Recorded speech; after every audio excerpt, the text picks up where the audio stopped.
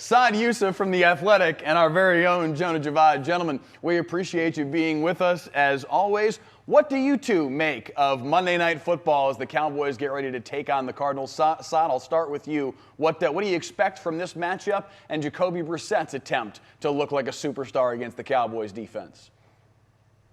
Well, I think the biggest thing for me is obviously the Cowboys defense and how they respond. But I think Jacoby Brissett, look, we're 2 years away, 2 or 3 years removed from the Cowboys playing against the Cardinals in week 3, I believe, and getting run over by a backup quarterback as well. So I know it's very different circumstances, different players. But for me, it really does boil down to the defense. I have no question about what the offense is going to be able to do. And I think the Cowboys could put up 30 to 40 points.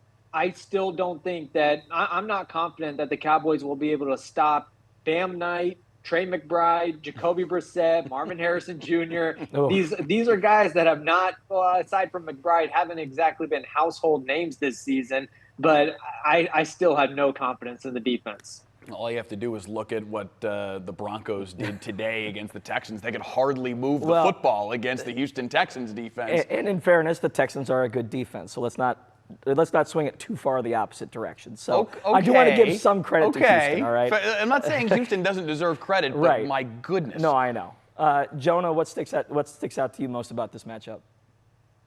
How much of it is a must-win for the Cowboys? And I hate the hyperbole mid-season, but it really is. I mean, they've got such a gauntlet of a schedule coming down the home stretch that you got to win the games at home against average opponents, average to below average opponents. And I think the Cardinals in this situation, especially with Brissett and a third-string running back in Bam Knight, I mean, it sets up kind of marvelously for the Cowboys to have a solid performance, get a strong win at home, and then try to, figure out whatever their mistakes are, coming down the second half of the season.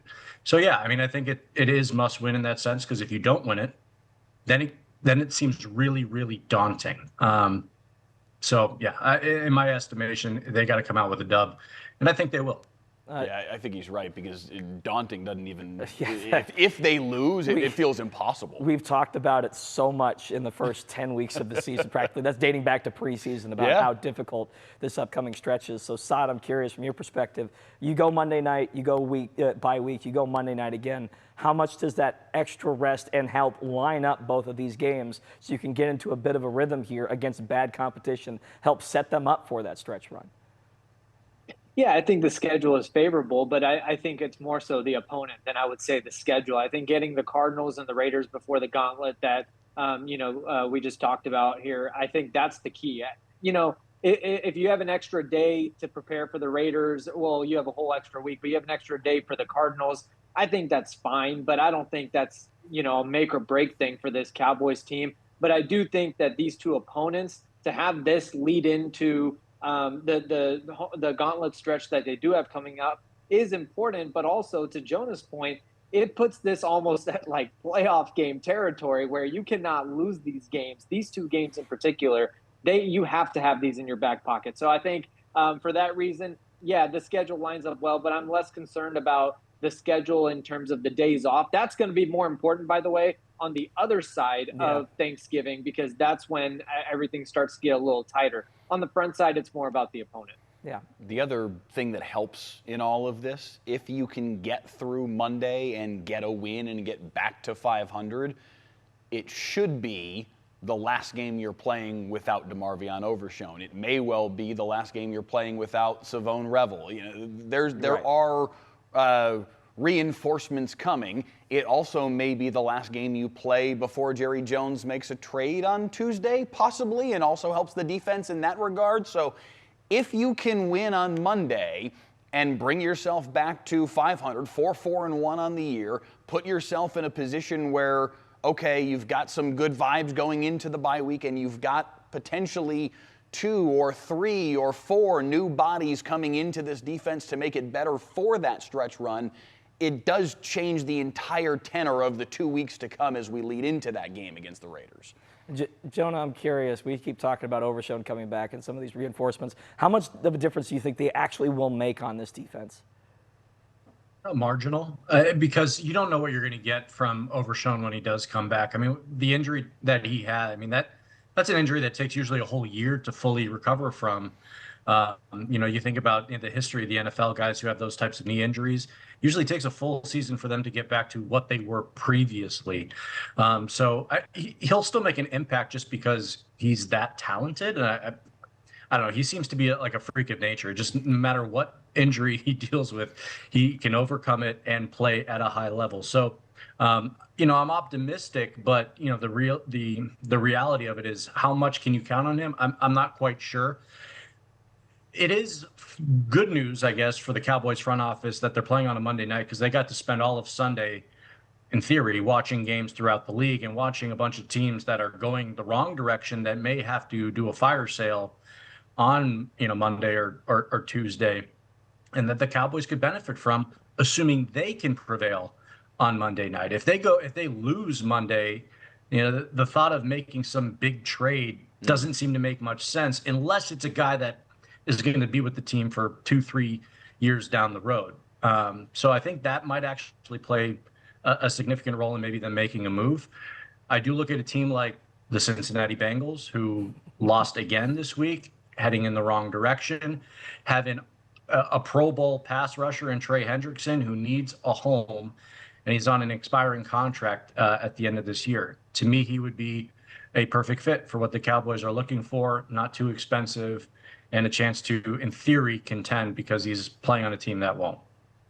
I do think it's important, to your point, Andrew, to remember that, like, DeMarvion Overshown's not going to be the savior for all of this. Right.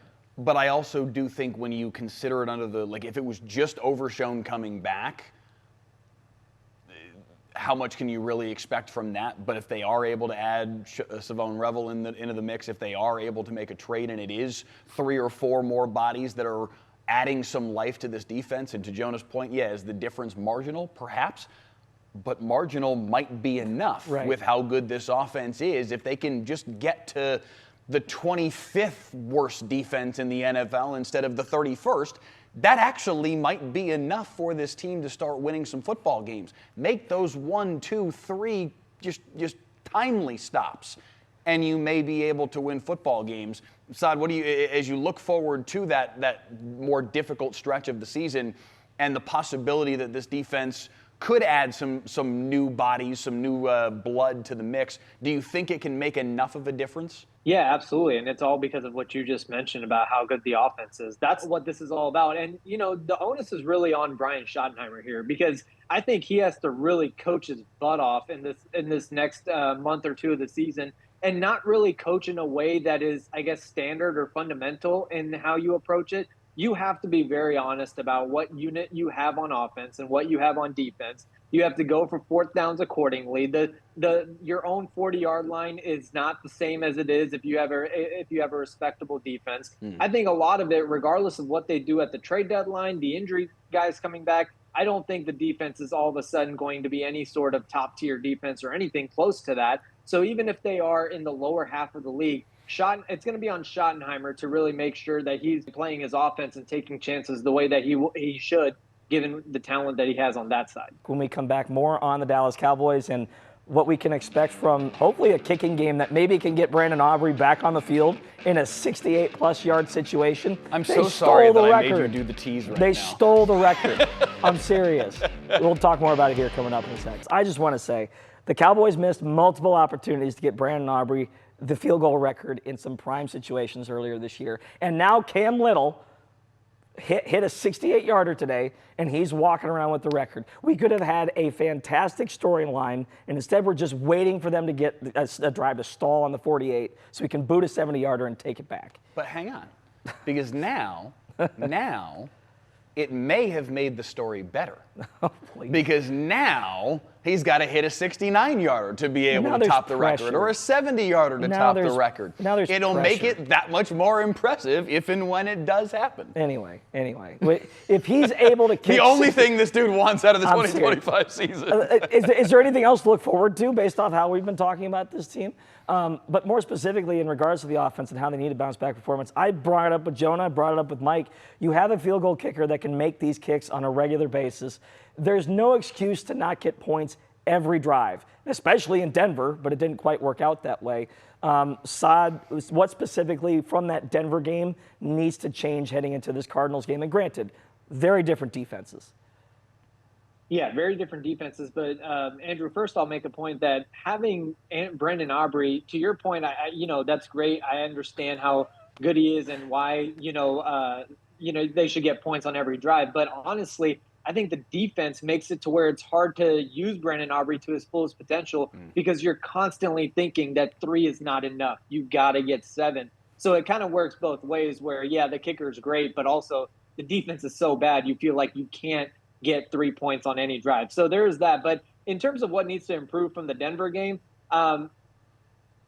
the offense needs to be a lot better than what they were. The Denver defense is really good, but to Mike's point, and Jonah mentioned this earlier as well, Dak has to be a little bit better. Dak has to understand the situations in the game. For example, late in the first half, when you have 3 points in the bag and you're getting the ball coming out of the break, you can't throw deep down the middle and risk an interception. Those kind of things. I hate to harp on the offense because they've been so good, but that's where the identity of this team is. So I think they need to be better all across the board. They need to get Javonte Williams going, and just the decision making by Dak has to be a little bit crisper. So I want to jump on that real quick because I do agree that we've been a little hesitant to criticize the offense just because of how good they've been. But at a certain point, and I think Schottenheimer's faced with this reality too, when he's like, I don't want to hear about the offensive stats in more colorful language.